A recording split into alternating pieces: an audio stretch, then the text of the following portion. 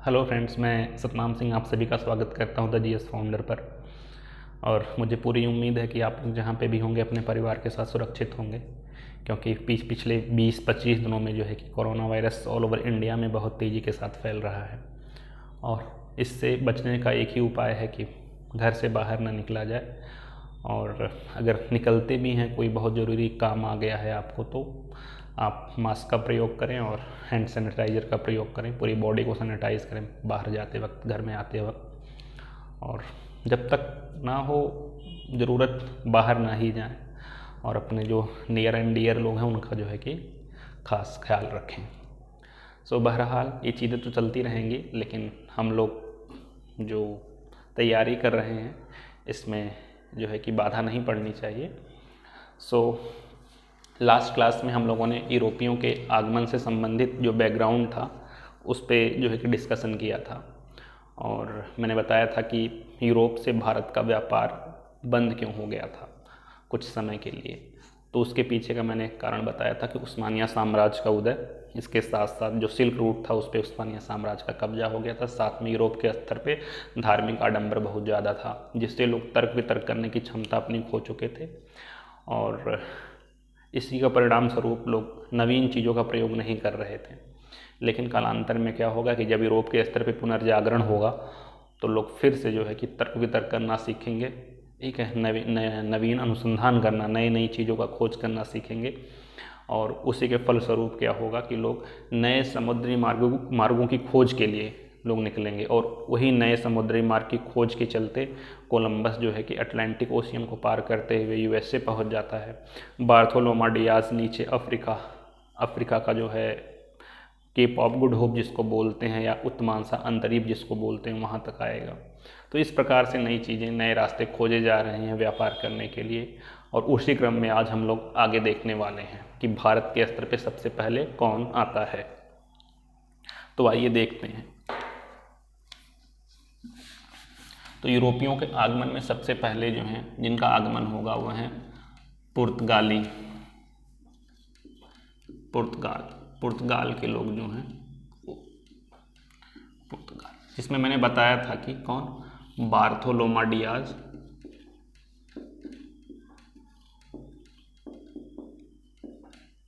बार्थोलोमा Diaz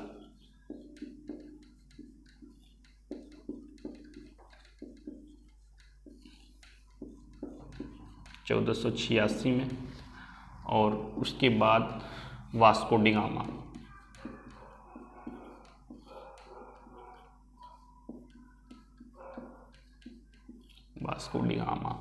कब, 1498 में। तो बार्थोलोमा डियाज ये कहाँ तक आएगा? यह आएगा आपका उत्तमांसा अंतरीप तक। उत्तमांसा अंतरीप,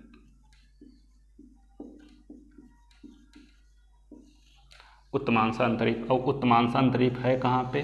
तो उत्तमांसा अंतरीप ये वाला जो एरिया है इसी को बोलते हैं अफ्रीका महाद्वीप का जो नीचे वाला एरिया है, इसी को बोलते हैं। अब वास्को डिगामा भी क्या करेगा कि 1498 में चलेगा। अच्छा, बार्थोलोमा डियाज के बारे में कहते हैं कि इसके बाद का रास्ता उसको वापस मतलब नहीं पता होता है, इसी वजह से वो वापस चला जाता है। लेकिन वास्को डिगामा क्या करेगा कि 1498 में आएगा और उत्तमांसा अंतरीप तक पहुँचेगा।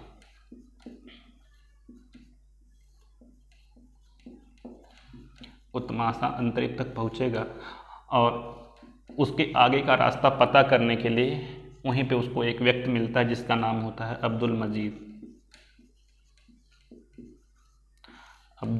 मजीद। यह एक नाविक है या कहिए मछुआरा है। तो जो भी रहा हो, गेस्चर के माध्यम से, इशारों के माध्यम से, जैसे भी इन्होंने बात किया हो, तो वास्को डिगामा इनसे रास्ता पूछेगा अब्दुल मजीद से, और अब्दुल मजीद वास्को डिगामा को भारत आने का रास्ता बताएंगे। तो कहते हैं कि अब्दुल मजीद जो था वो वास्को डिगामा का पथ प्रदर्शक बना। पथ प्रदर्शक का मतलब जो वास्को डिगामा को भारत आने का जो वे था उसको शो कर रहा था, उसको दिखा रहा था। अब आगे क्या होगा? अब वास्को डिगामा कालीकट पहुँचेंगे कालीकट पहुंचेंगे अब्दुल मजीद की सहायता से, और कालीकट का जो शासक है उसका नाम है जेमोरियन। अब देखिए जेमोरियन वहाँ के जो रीजनल राजा थे, क्षेत्रीय जो राजा होते थे, उनकी उपाधि होती थी जिसको जेमोरियन कहा जाता था। कहीं जेमोरिन जेमोरियन दोनों बोला जाता है, तो जेमोरिन हिंदी में या मलयालम भाषा में इसको सामुत्तिरी भी बोलते हैं, ठीक है, सामुत्तिरी ये मलयालम भाषा में बोलते हैं, और ये वास्को डी गामा ने बोला होगा अंग्रेजी में, ठीक, या पुर्तगीज़ में, पुर्तगीज़ भाषा में, क्योंकि इंग्लिश के जो किताबें हैं उसमें भी जेमोरिन ही या जेमोरियन लिखा हुआ मिलता था, इसी वजह से मैंने बोला कि इंग्लिश में भी, लेकिन ये में भी पुर्तगीज़ लैंग्वेज में जो उच्चारण किया होगा ऐसा रहा होगा। अब क्या था कि वास्को डी गामा कालीकट के जो शासक हैं उससे जो है कि व्यापारिक अधिकार पत्र प्राप्त करेंगे।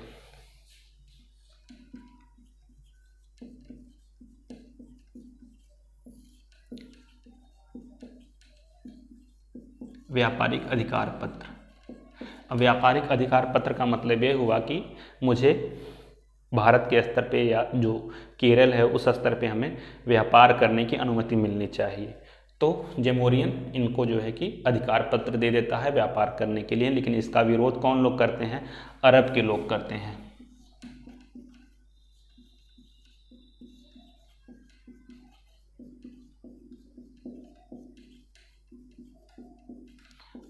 अब विरोध करने का कारण आप समझ सकते हैं क्यों करते हैं।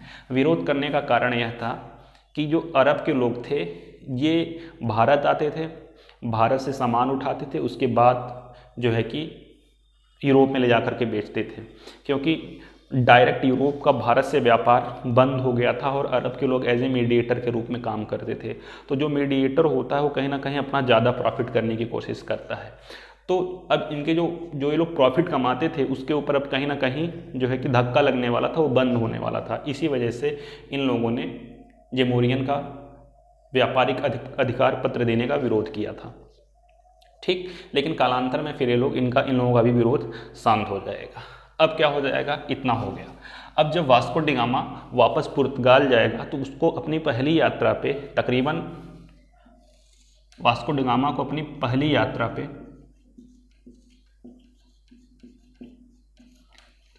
60 गुना का जो है मुनाफा होगा। 60 टाइम जो है कि उसको सारा खर्चा निकाल करके, अपनी जो उसकी यात्रा पे जो खर्चा आया था सारा चीज़ को निकाल करके उन खर्चे को उसको 60 गुना का 60 टाइम्स का प्रॉफिट उसको हुआ था। अब आगे देख लेते हैं। इतना मुझे उम्मीद है समझ में आपके आ गया होगा। नोट्स नहीं बना रहे हैं तो आप नोट्स बनाते चलिए, शॉर्ट नोट्स साथ में, तो ज़्यादा जल्दी से समझ में आएगा और क्लियर भी होगा और आप भूलेंगे भी नहीं अगर लगातार आप लोग रिवाइज करेंगे चीज़ों को। अब क्या होगा, 1500 में पुर्तगीज लोग एक कंपनी भी फाउंड कर लेंगे, बना लेंगे, जिसका नाम होता है इस्तादो D Indies.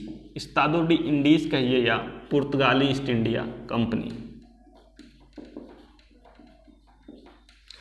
PEIC, east India company, पुर्तगाली ईस्ट इंडिया कंपनी, ठीक, पुर्तगाली ईस्ट इंडिया कंपनी। अब क्या था, ये फाउंड हो चुकी है और यहीं इस कंपनी के साथ एक व्यक्ति आएगा जिसका नाम होगा Pedro कैब्रॉल,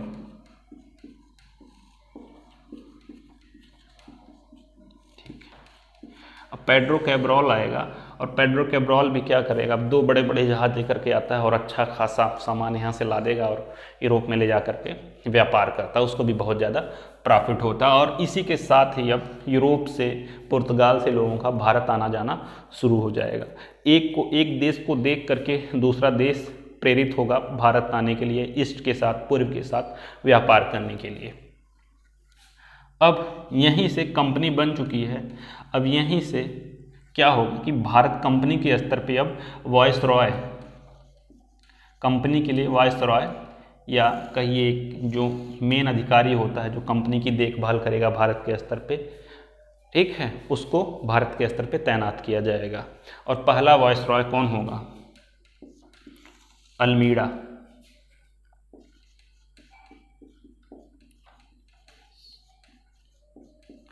Francisco de अल्मीड़ा, Francisco de अल्मीड़ा होगा, फ्रांसिस्को डी अल्मीड़ा। अब ये क्या करेगा ये क्या करेगा, ये जो है कि भारत के स्तर पे शांत जल की नीति को अपनाएगा, शांत जल की नीति को अपनाएगा। अब इसको थोड़ा सा यहीं पे छोड़ दीजिए, ये आया था 1505 में। इसके पहले की 2-3 साल पहले की 1-2 घटनाएं हैं, उसको भी आप लोग नोट डाउन कर लीजिए कि इम्पोर्टेंट है।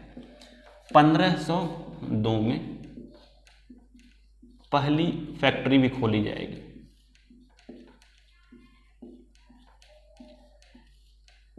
पहली फैक्ट्री कहाँ पे? कालीकट में ही।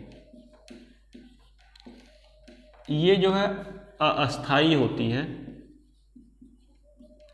अस्थाई होती है क्योंकि जैसे ही खोली जाती है इसको जेमोरियन बंद करवा देता है, ठीक है। लेकिन फिर बाद में बहुत विनती करने के बाद, पुर्तगीज लोग उससे विनती करेंगे, उसके बाद से इसको कहा जाता है ठीक है। पहले अस्थाई होती फिर अस्थाई बना दी जाती है। पहले टेम्पोरेरी फिर देन बाद में परमानेंट इसको कर दिया जाता है।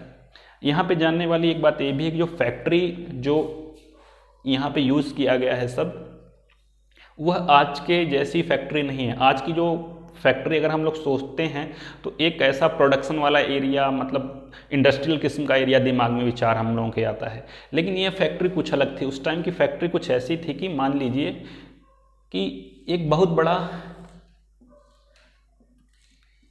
मैदान है और उसके अंदर किसी और का जाना उसमें अलाउड नहीं है, ठीक है। और उसी के अंदर वेयर हाउस वगैरह बनाया गया है, इसके साथ साथ अपार्टमेंट्स कुछ बने हुए हैं मैदान के अंदर, और जितनी भी छोटी मोटी व्यवस्थाएं हो सकती हैं उस फील्ड में की गई हैं, ठीक है।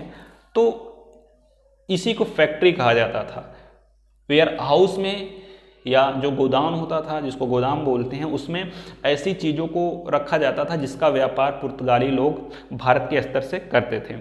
और इसके साथ साथ उसमें कंपनी के जितने भी मतलब कर्मचारी लोग थे, उनके भी रहने की व्यवस्था उसी फैक्ट्री में ही की जाती थी। तो उसको जो है कि नाम दिया गया था फैक्ट्री। आज के सेंस वाली फैक्ट्री वो नहीं थी, वो अलग किस्म की फैक्ट्री थी, ठीक।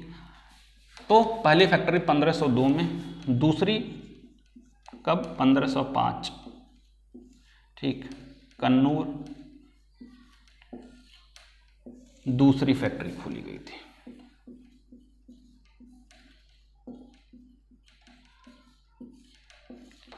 ठीक। इसके साथ साथ दोस्तों जो है, इसके साथ साथ जो है पहली व्यापारिक कोठी जो थी,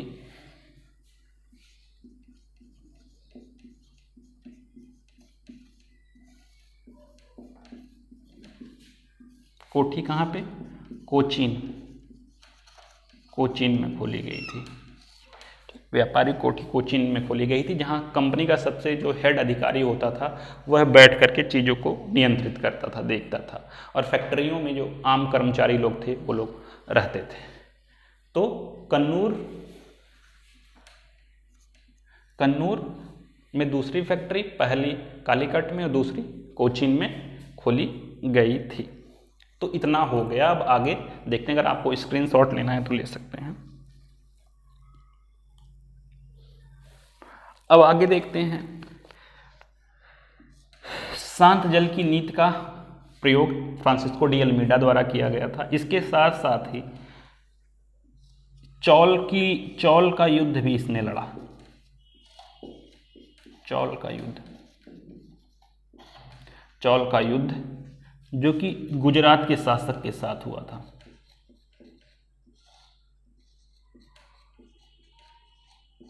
अब गुजरात का शासक कौन था? गुजरात का शासक था महमूद बेगड़ा, जो है कि उसका पूरा नाम था महमूद शाह, लेकिन चंपानेर और जो है कि जूनागढ़ के किलों को जीतने के बाद उसको जो है कि बेगड़ा की उपाधि दी गई थी। और उसके बारे में कहते हैं कि वो एक बार के बैठे तकरीबन 35 किलो के आसपास खाना खा जाता था, ठीक है, 35 किलो के आसपास भोजन करता था वो। सो मजबूत जो है कि कदकाठी का था महमूद बेगड़ा, और शाह डायनेसिटी, शाह वंश से जो है कि इसका संबंध था। 14वीं शताब्दी के आखिरी में जो है कि 14वीं शताब्दी के आखिरी में जो है कि स्वतंत्र रूप से शाह वंश की नींव बढ़ी थी गुजरात के स्तर पे, और उसी का ये शासक था महमूद बेगड़ा। ठीक है, सो अब क्या था कि गुजरात का ये शासक था, और चौल का युद्ध जो है कि फ्रांसिस्को डी अल्मीडा के साथ, इसी के साथ हुआ था, महमूद बेगड़ा के साथ। मैं ऊपर लिखता हूँ इसको।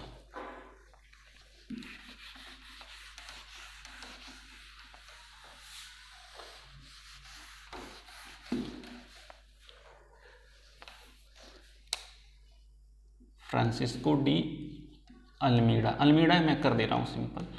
तो शांत जल की नीति, यानी पहले जो आसपास के राजा लोग हैं, समुद्र में किनकी कैसी पकड़ है, पहले उस चीज़ों को ऑब्जर्व किया जाए, और उसके लिए शांत रहना, शांति बहुत ज़रूरी है। और उसी क्रम में चौल का युद्ध गुजरात के शासक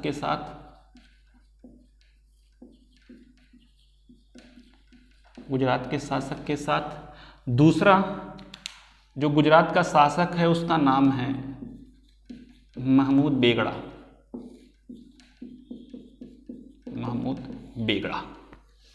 अब इस महमूद बेगड़ा ने पुर्तगाली शक्ति को हिंद महासागर के स्तर पर कमजोर करने के लिए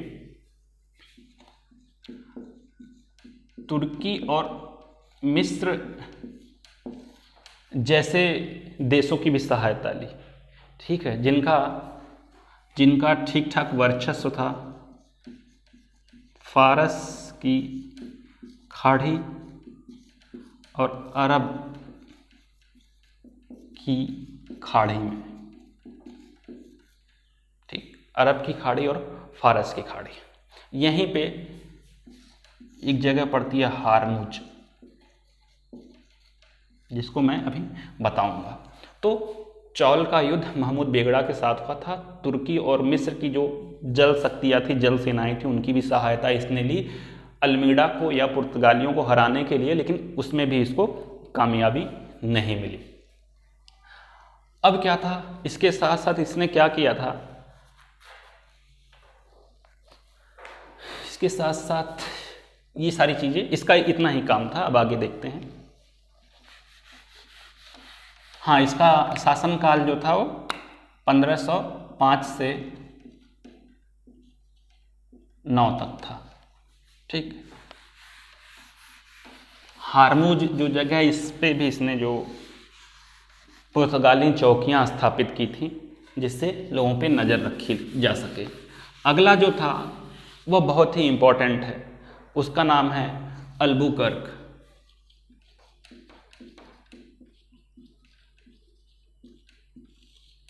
अल्बुकर्क 1509 में आएगा ये। ठीक है, अल्फांसो डी अल्बुकर्क, नॉर्मल आप अल्बुकर्क के नाम से याद रखिएगा। इसका सबसे बड़ी जो उपलब्धि ये है कि इसने इंडिया के स्तर पे पहली बार जो है सती प्रथा पे बैन लगा दिया था।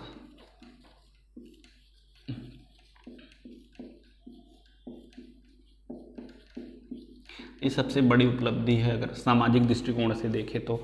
जिस क्षेत्र में पुर्तगीज लोग रहते थे उस क्षेत्र में सती प्रथा पे इसने बैन लगवा दिया था।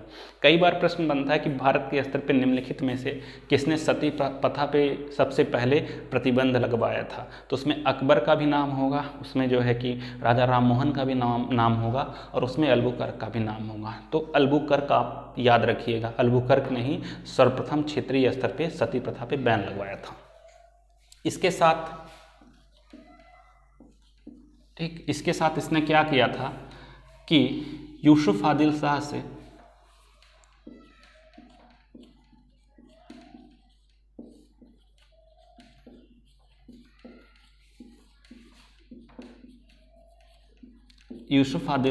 इसने गोवा जीता था।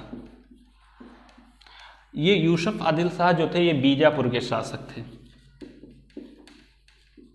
ये बीजापुर के शासक थे यूसुफ आदिल शाह, और ये बीजापुर वही बहमनी साम्राज्य के अंतर्गत आता है।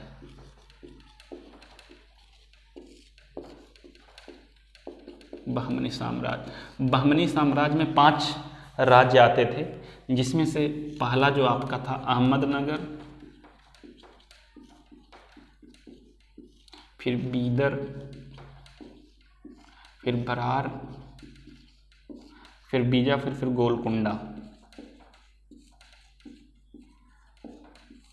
गोलकुंडा।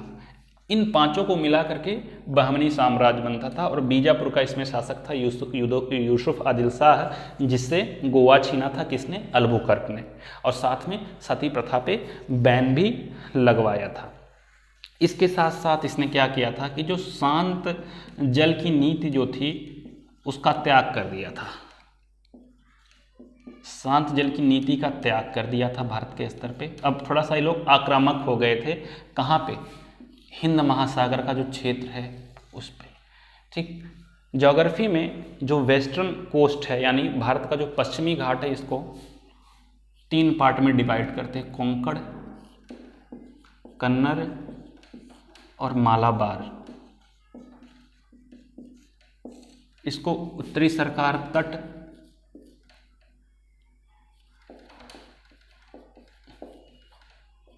और इसको कोरोमंडल। उड़ीसा से लेके जो आगे आंध्र प्रदेश वगैरह तक का जो क्षेत्र है उसको उत्तरी सरकार था, और उसके नीचे का कोरोमंडल तट में उसको बांटते हैं। कन्नड़ वाला वही गोवा के आसपास वाला क्षेत्र, कोंकण वाला गुजरात और महाराष्ट्र से जब नीचे आएंगे उसके नीचे का जो क्षेत्र है, और मालाबार केरल के आसपास का जो क्षेत्र है उसको। तो इस क्षेत्र पे पुर्तगालियों का कुछ ज़्यादा ही वर्चस्व हो गया था। इसी वजह से उन लोगों ने शांत जल की नीति, यानी ऑब्जर्व करने की जो नीति थी, शांत होकर के चीज़ों को समझने बूझने की, उसको त्याग दिया था। अब वो लोग हिंद महासागर के स्तर पे एग्रेसिव हो गए थे। इसके साथ साथ इसने भटकल का भी दुर्ग जीता। दुर्ग यानी किला या सिटाडेल अंग्रेजी में जिसको बोलते हैं, दुर्ग जीता। और जो है राजधानी जो है वो गोवा से कोचीन लेकर के आया। राजधानी गोवा से कोचीन लेकर के आया कौन? अल्बुकर्क। साथ में ही अल्बुकर्क ने अपने जो सिपाही थे उनको भारतीय स्त्रियों से विवाह करने के लिए प्रेरित किया, क्योंकि यूरोप के लोग भारतीय लोगों को अपने से जो है कि इन्फीरियर कंसीडर करते थे, लेकिन फिर भी वह सोचता था कि इनको अपने जैसा बनाया जाए, और उसके लिए सबसे ज़रूरी यही कि इनसे विवाह किया जाए और इनसे संतान उत्पत्ति की जाए, जिससे भारत के स्तर पे या जहाँ पे पुर्तगालियों का शासन है वहाँ पे जो है कि पुर्तगाली लोगों की जनसंख्या ज़्यादा बढ़ाई जा सके। तो इसी वजह से इसने अल्बुकर्क ने जो है कि भारतीय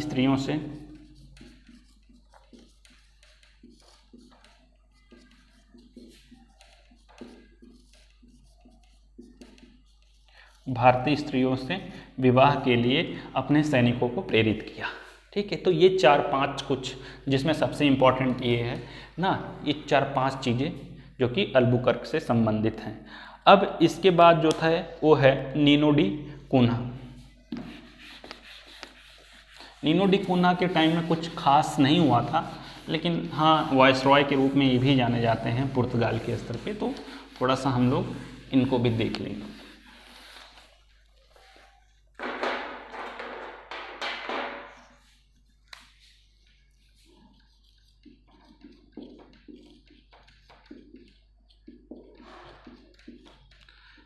नीनो डी कूना के टाइम में क्या हुआ कि वही राजधानी गोवा बनी।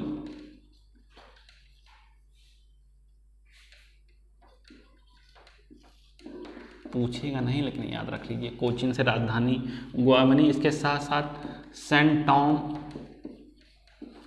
टॉम, हुगली जैसी जो जगहें हैं, हुगली में जैसी जो जगह है वहाँ पे भी इन लोगों ने अपनी बस्तियों का, पुर्तगीज बस्तियों का या पुर्तगाली बस्तियों का निर्माण किया।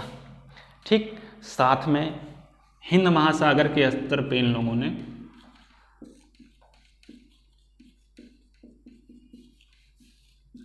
कार्टेज पद्धति की शुरुआत की। कार्टेज पद्धति की शुरुआत की। अब कार्टेज क्या होता था? तो कार्टेज एक प्रकार का लाइसेंस होता था। जैसे कि अगर आप कहीं बाहर जा रहे हैं तो आपके पास अगर मोटरसाइकिल है, आपके पास कार है और आप ड्राइव करने के लिए बाहर जा रहे हैं तो आपके पास लाइसेंस होना चाहिए। उसी प्रकार से यह जो कार्टेज था एक प्रकार का लाइसेंस था। अगर आप हिंद महासागर में अपने जहाज़ उतार रहे हैं, अपने जहाजी बेड़े उतार रहे हैं, तो आपको एक मुश्त रकम दे करके पुर्तगालियों से एक कार्टेज लेना पड़ता था। ठीक, अगर यह कार्टेज नहीं होता था तो पुर्तगाली जो भी जहाज वहाँ पे हिंद महासागर में उनकी अनुमति के बगैर जाता था उनको बंदी बना लेते थे, या उसको जो है कि उस पर अटैक करके उसको डुबो दिया जाता था। इवन जो मुग़ल सम्राट लोग थे, मुग़ल लोग जो थे, उनके भी अगर जहाज हिंद महासागर में जाते थे तो पुर्तगालियों से पहले कार्टेज लेना पड़ता था। अब यही सोचिए कि वो लोग उतनी दूर से आकर के हिंद महासागर में अपना वर्चस्व बनाए हुए हैं। साथ में ही जैसा कि मैंने बताया था कि फारस की खाड़ी और अरब की खाड़ी के बीच में एक जगह थी हारमुज। इन लोगों ने वहाँ पे भी चौकियाँ अपनी स्थापित की। ठीक है, हिंद महासागर में इन लोगों ने अपनी चौकियाँ बनाई। चौकियाँ, वही चौकियाँ जिसके माध्यम से हिंद महासागर में जो इलीगल रूप से एंट्री कर रहा है उनके ऊपर नज़र रखी जा सके। तो चौकियाँ यही काम करती थी, उगाही का काम करती थी। जिनके पास नहीं होता था उनसे पैसे लेती थी। तो ये हो गया कार्टेज। अब इसी से पता चल जाता है कि कहीं ना कहीं पुर्तगाल के जो लोग थे, उनकी जो नौसेना थी उसके अंदर वास्तव में नौसैनिक श्रेष्ठता थी। इसी वजह से उन लोगों ने जो है कि हिंद महासागर के स्तर पे अपना वर्चस्व बना लिया था। ठीक, और यही चीज़ हमको देखने की मिलती है यूरोप के स्तर पे स्पेन में। ठीक, वहाँ पे नौसेना शब्द के लिए अर्मेडा का प्रयोग किया जाता है।